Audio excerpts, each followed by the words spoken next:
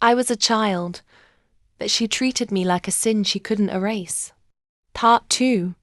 I used to think all mothers loved their children. That no matter what, a mother would protect her child. Smile at her. Kiss her goodnight. But my reality was different. I grew up with silence. Cold, heavy silence. The kind that suffocates you more than words ever could. My mother barely looked at me. And when she did, it was with a tight jaw, furrowed brows, and disgust swimming in her eyes. I didn't understand it at first. I mean, I was a child. Innocent.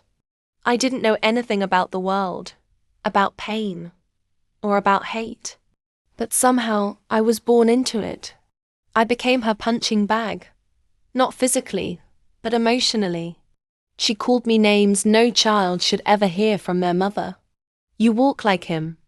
You breathe like him. Everything about you makes me sick.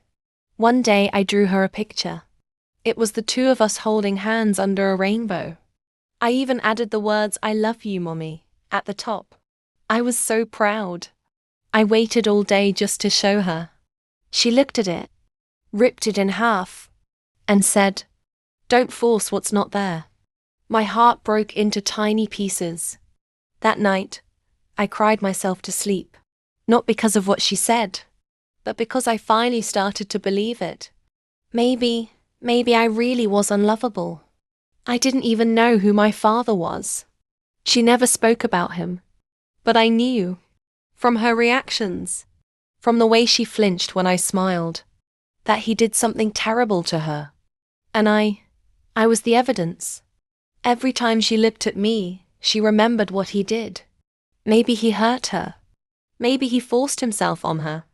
Maybe he destroyed her life. And then I came along. With his eyes, his voice, his damn face. She couldn't take it. So she didn't raise me, she tolerated me. Like a prison sentence she couldn't escape. There were nights I'd sit by the door, waiting for her to call me for dinner. She never did. Sometimes I'd eat cold rice with my fingers when no one was looking. Once I got very sick. High fever. I couldn't even sit up. She didn't take me to the hospital.